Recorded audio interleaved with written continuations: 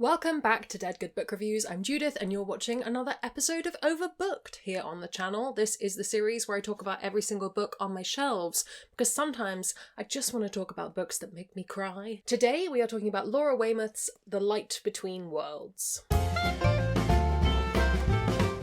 I'm being stabbed by boxes behind me. I need to clear off these shelves. Some quick disclaimers before we start. I bought this book myself, regardless of where books come from. Nobody's paying me to talk about books except my patrons, and all opinions are my own. I'll keep this as spoiler-free as humanly possible. I am going to be talking about the book as a whole, so if you want to go in knowing absolutely nothing, pause the video, come back when you've read it, we'll talk then. And I will link the story graph for the book below in case you want to check out any user-generated content warnings. I would highly recommend looking them up for this one. This is one of those books where just check in with yourself before you pick it up. This is a fantasy historical book that was released in October of 2018. It is technically YA. I think you can read it with more of a adult viewpoint on it, but it is technically marketed as YA. Laura Weymouth is a writer of historical fantasy for teenagers, according to her website, so maybe I'm adding an adult lens on this that doesn't need to be there. This is the only Laura Weymouth book I have read to my knowledge. Sometimes things crop up that I read 5 years ago and I don't remember, but as far as I know, only Laura Weymouth book. 6 years before the start of this book, 3 siblings were transported from wartime London to a magical land called the Woodlands. It's Narnia with the serial numbers filed off, don't worry about it too much. This is the story of the 2 girls, Philippa and Evie. Philippa and Evie, and also their brother, return from the Woodlands having aged, having fought wars, done diplomacy, all of those things, and they're children again. And suffice to say, neither of them are dealing with it in the healthiest way. Philippa, on the surface, is doing fine. She pushes everything aside. She goes to school abroad. Evie is handling it less well. And we follow Evie for the first half of the book and Philippa for the second. Just a bit of context for the book as a whole. I was reading in an interview that this book came out of somebody on Twitter looking for a book that was Susan after the end of the Narnia books. And Susan is an interesting character. We could get into the kind of theology of Susan, because I don't think you can avoid theology when you're getting into C.S. Lewis, but broadly speaking, a lot of the consensus is that Susan gets a bit of a rough ending. Laura Weymouth wanted to write what happened after they got back and why Susan potentially acted the way she did. Again, this is not Narnia, but I think it's very obviously trying to explore those ideas of children in that kind of portal fantasy. One of the main reasons that I enjoy is the wrong word. One of the main reasons I have kept this book around, that I have read it so many times, I think I've probably read it 3 or 4 times at this point, which is not super common for books on my shelves, especially not YA books anymore,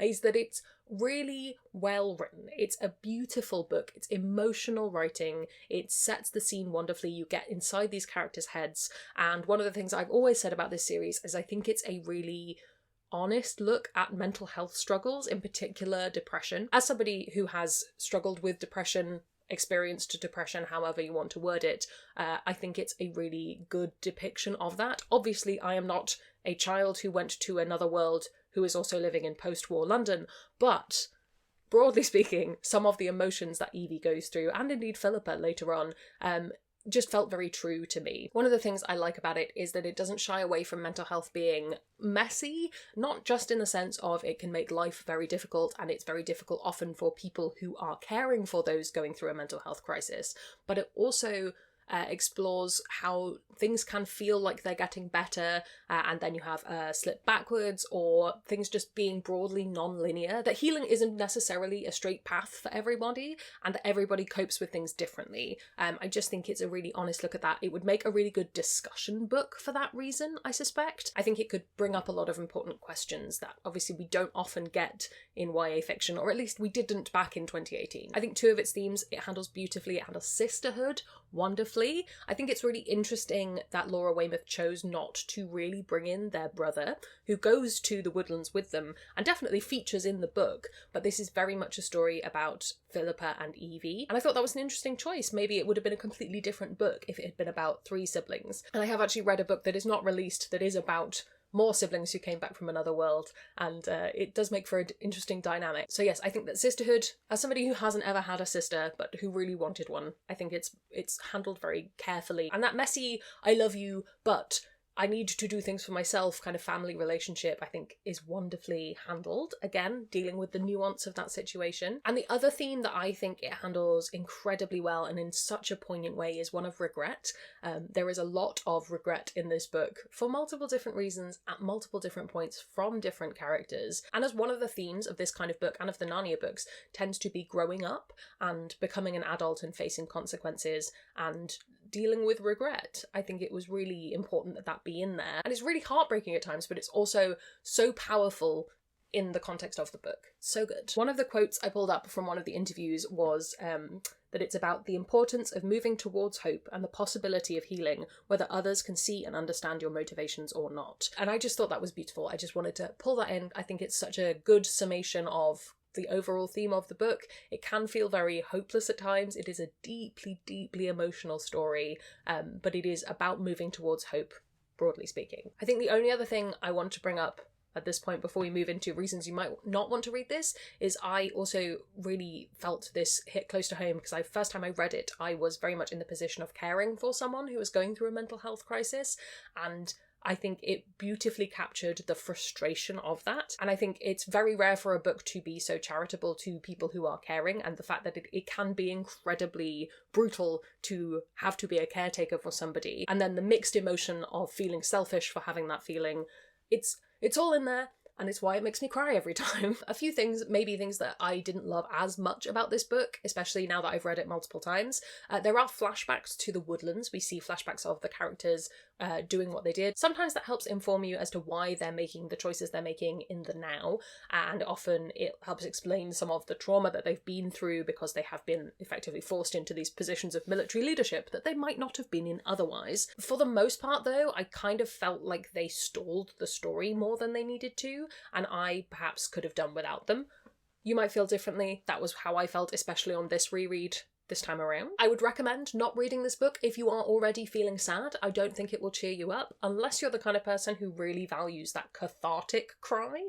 Sometimes that can be what I need. I need to read a sad book, especially if I'm sad about something that I then realise really doesn't matter. That can be helpful, but broadly speaking, I would say don't pick this up if you're already in a place of kind of grieving. It's an intense one. And lastly, I would just reiterate what I said right at the top of this video, which is please, please, please go and check out the content warnings. This is not an easy book to deal with. There are some definitely difficult things, and I would hate for someone to be triggered because they didn't check them out, so please, the link is in the description. Other things to read if you have read this and you want something else, or you just want to get a sense of what else I would pull in with: comparisons. That's the word I'm looking for. If you haven't ever read the Narnia books, I actually personally would say I probably recommend them. I've not read them in many years, that's my disclaimer, but I used to have the audiobooks on CD and I would listen to them all the time, and I really loved them. I really enjoyed them at the time. I'd be interested to see whether I felt the same on a reread, but yes, if you've not ever read Narnia, I would actually suggest maybe going out and reading some of the ones that haven't been made into film adaptations, because some of them are very cool. Other portal fantasy books that exist, the ones that are most similar to this in terms of what they're exploring are probably Shannon Maguire's Wayward Children series. That's set in the modern day rather than being historical, but it does hit a lot of the same themes and ideas about children going off into other worlds and what happens when they come back. And then obviously there's oodles of portal fantasy out there of various different kinds. There's also loads of historical fantasy. Not all of it I have read, so I can't necessarily recommend it to you, but you can recommend it to other people down in the comments. Overall, would I suggest reading The Light Between Worlds? I think yes. It's one of those books that I keep thinking I will unhaul. I keep thinking I'm not going to want to read it again, and then I do, and so it has stuck around on my shelves probably since 2018, and that's a long haul for a YA book on my shelves these days. It's really well written. The themes, the ideas are just beautiful. In terms of doing what Laura Weymouth set out to do, it 100% pulled it off. There are authors who have tried to tackle this kind of idea and haven't succeeded, as well as Laura Weymouth did. It holds a special place in my heart. I will be hanging on to it for the foreseeable. Have you read this? Do you have plans to? Let me know down in the comments below. While you're down there commenting, if you haven't already, please do subscribe. It makes me feel loved and appreciated. You can also come hang out on Discord, where we have chill chats about books. I'd like to say an enormous thank you to all the ghosts who haunt me over on Patreon. They support the channel and in return get early access to videos, bonus content, live streams, and more. If you'd like to join their number, that's linked below as well. Thank you so much to you for watching. That's all from me, and I will see you in the next one. It's gonna be some bloopers now. Today, we are talking about Laura Weymouth, transported into a place called the Why can I not remember? Again, this is not a Narnia book. This is Narnia... I've left my cup of... Where have I put my cup of tea?